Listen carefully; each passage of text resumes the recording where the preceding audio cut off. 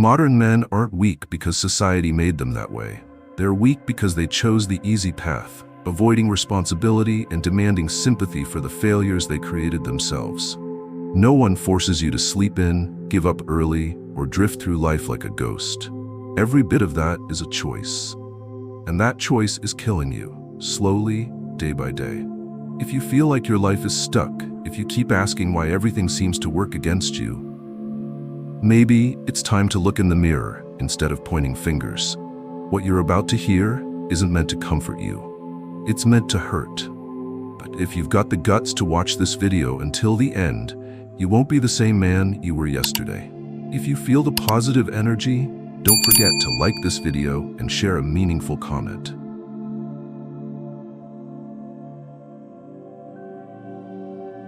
Tom was an ordinary man living in a small town in Oregon.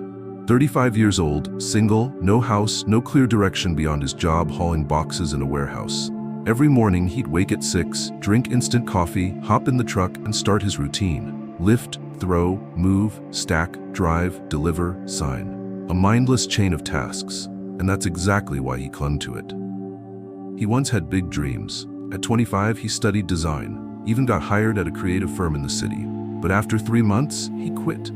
Told his friends the environment wasn't the right fit, that the boss didn't know how to lead, that the coworkers were too cutthroat. But the truth was simpler. It was too hard. Everything demanded more of Tom. Constant learning, harsh feedback, and facing his biggest fear, that he wasn't good enough. So he went back to his old town, where no one expected anything of him, where no one pushed him to grow. And because of that, no one truly needed him. One winter night, Tom slipped while carrying a shipment. Nothing serious, but enough to keep him off work for a few weeks. For the first time in years, he had nothing to distract him. No forklift sounds, no delivery deadlines. Just Tom, alone in a rented apartment, and a head full of thoughts. He started feeling small, pointless. Younger coworkers had moved into management roles. An old classmate now headed a creative department in New York. And Tom? Still 35, borrowing money from his mom to cover the electric bill. He didn't tell anyone. But that night, Tom cried. Not because of the pain in his leg, but because he knew he'd been choosing weakness for far too long. He'd had chances, more than once, and he dodged them all. Every time things got hard, he backed out. Every time persistence was needed, he made excuses. Every time strength was required, he chose the easier road. Life wasn't unfair to Tom. It just gave him exactly what he'd chosen. If anything made Tom get up the next morning, it was a line he stumbled on in an old, dusty book left on a shelf in the warehouse. Don't wish for life to be easier, wish to be stronger. It wasn't encouragement, it was a slap. A wake-up call, straight to the face. For the first time in years, Tom started writing out a plan to return to design. He knew it would be hard. He knew rejection was coming, but this time he wasn't running. Because he finally understood, life doesn't need to be easier. You need to be stronger.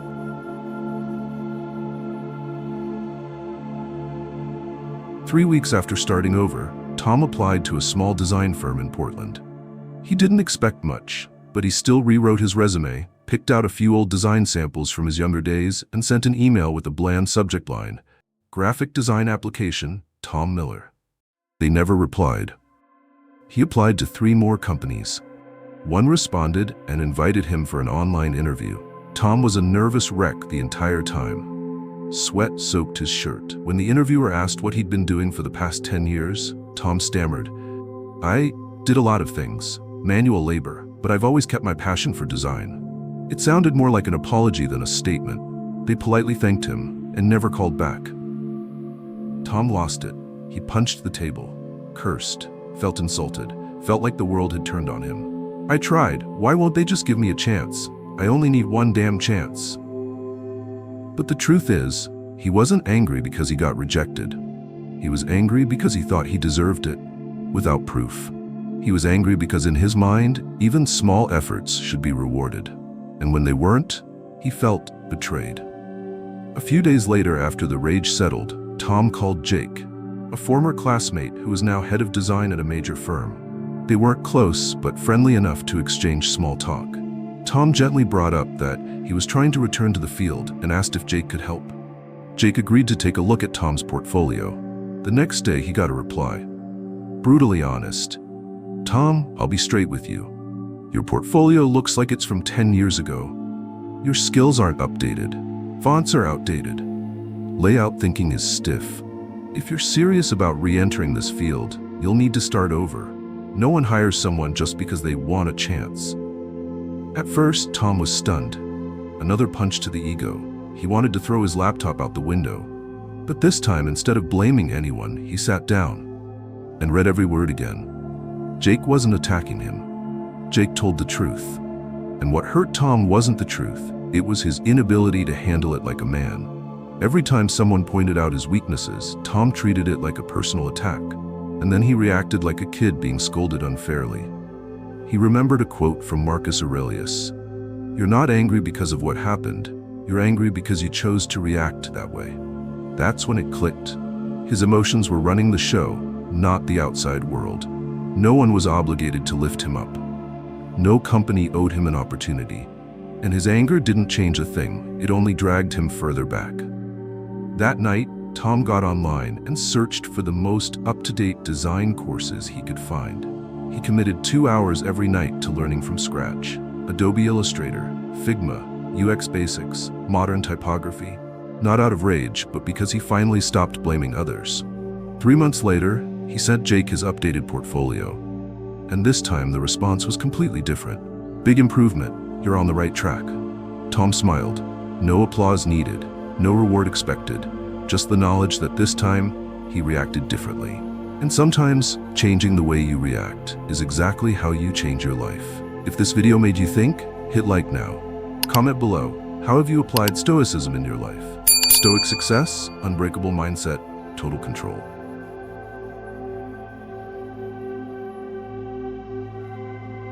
June in Portland was gloomy, drizzle falling like rusted needles. Tom had just finished a 10-week UI/UX design course. No award ceremony, no graduation, just a confirmation email and a few cold lines from the mentor. Has potential, but needs more practice. Tom didn't feel joy. He just felt empty. Everything was moving in the right direction, but nothing felt great. No one applauded. No one showed up to shake his hand and say, "Congrats, you're back in the game." One Friday evening, Tom got a call from his mom. Uncle Frank, the only uncle Tom was close with, had just died from a stroke. He was only 64. No underlying conditions, no warning signs. Woke up that morning, had breakfast, read the paper, watered the garden. By noon, collapsed on the floor, watering can still in hand. Tom drove 4 hours back home for the funeral.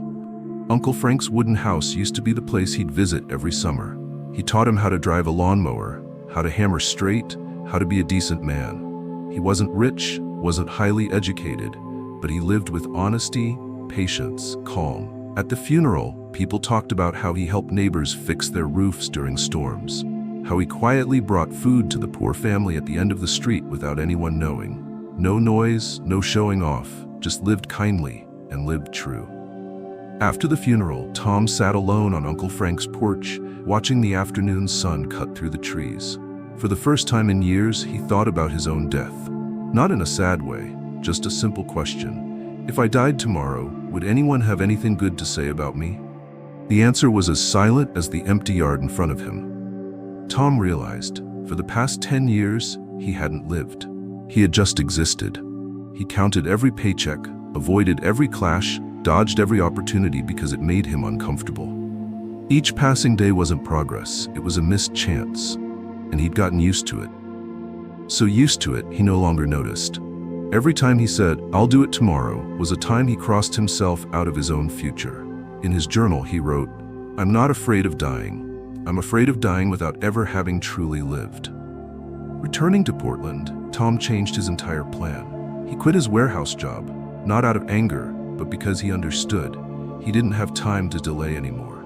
He accepted an unpaid internship at a small design studio, ready to work 10 hours a day, start from zero, do the boring stuff, just to stand in the space aligned with what he wanted to pursue.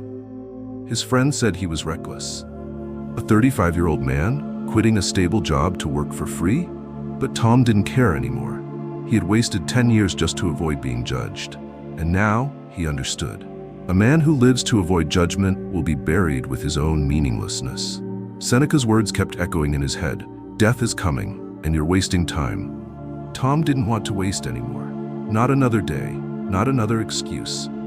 He started waking up earlier, reading more, writing down small goals. He didn't need to become a genius.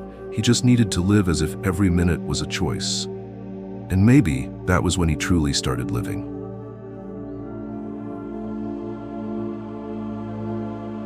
Tom started to settle into the rhythm of the studio. He still wasn't earning a paycheck, still lived off a tiny pool of savings, and every week had to calculate down to the dollar just to pay rent, electricity, and food.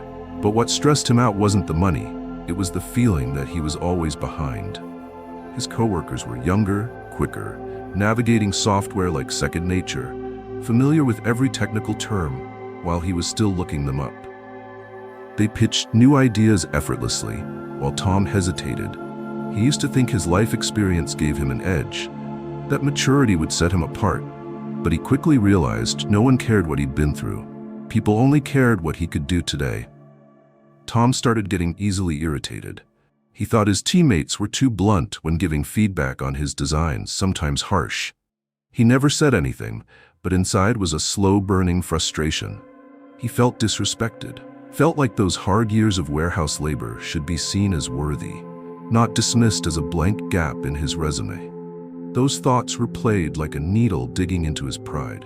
One afternoon, Tom was eating lunch alone when Ruby, a young designer on the team, sat down next to him. She chatted like usual, cheerful and open. But when Tom asked why people always changed his designs instead of giving gentler feedback, Ruby just smiled and said, "Because that's how we work. It's not personal, it's just the job." The answer was too simple. And because it was so simple, it hit straight through Tom's defenses. That evening, he drove home through the cold rain. The radio was playing an old interview with a sports coach who said something that made Tom kill the engine and sit still in the car for several minutes. "You can't make people treat you fairly. You can only act in a way that makes it impossible for them to disrespect you." Tom thought about how many times he had tried to control the world. Back at the warehouse, he wished the boss would see his potential. When re-entering the design world, he wished others would notice his effort. But every time, he was disappointed. Not because the world was cruel, but because he kept trying to change others instead of changing himself. That night, he sat alone on his living room floor, reopened his old designs, and started correcting every small mistake by hand. Not to avoid feedback, but to learn how to accept it as a natural part of life. He wrote down one principle. Starting tomorrow, he would stop reacting to things he couldn't control. No more anger, no more complaints, no more self-pity, because all of it was meaningless if he couldn't control himself first. Slowly, everything changed. No one said anything out loud, but Tom noticed the shift. His team no longer seemed hesitant around him. They started sharing tips, inviting him to brainstorms. Not because he acted more talented, but because he stopped acting like someone resentful. The world hadn't changed, Tom had. And only when he accepted that did he begin to find his place.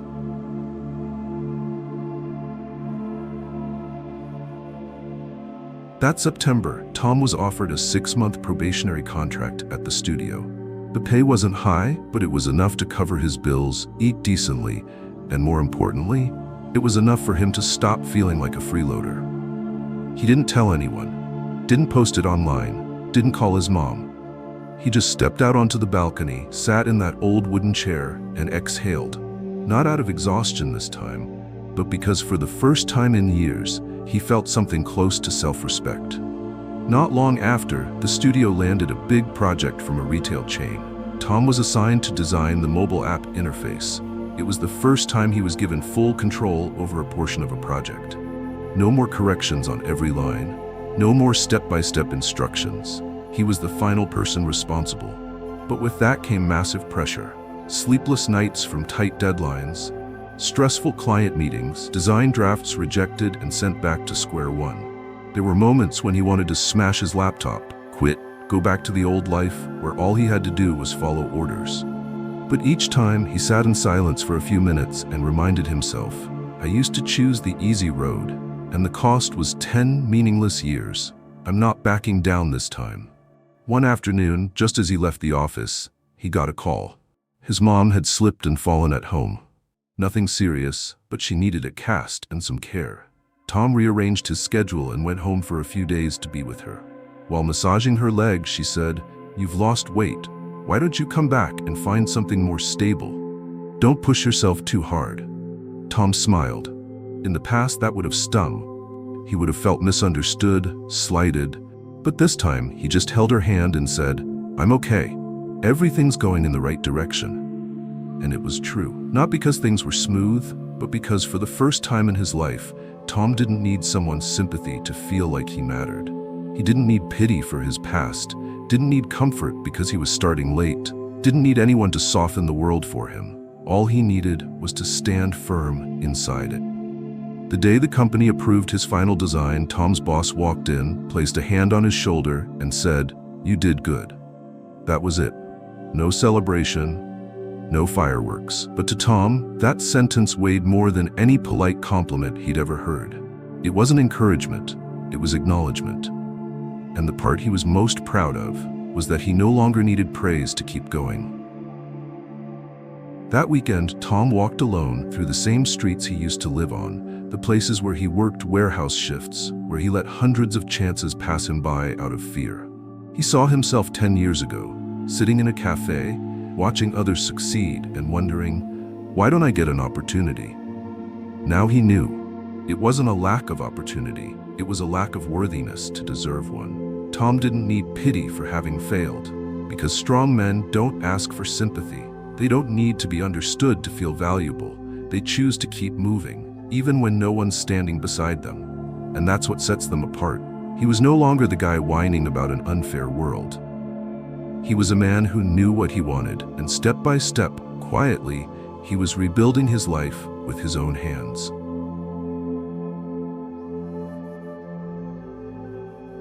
Tom isn't some heroic figure. He didn't conquer the world. He just conquered himself. And in a world where everyone wants to blame circumstances, a man who dares to take full responsibility for his life, that alone is extraordinary. Tom's story isn't about flashy success. It's about personal responsibility, quiet transformation, and the decision to stop waiting for pity and start acting like a grown man. When you stop trying to control the world, when you refuse to play the victim, that's when you begin to truly live. This world owes you no kindness. No one is coming to save you, and you don't need them. The only thing you need is the will to get up, no matter how many times you've been knocked down. Life won't get easier, but you can absolutely get stronger. The choice is always in your hands. Keep complaining or start living like someone you would respect. Thank you for being here. If you found this video helpful, subscribe, turn on notifications, and like this video. Don't forget to leave a comment so we can spread positivity together.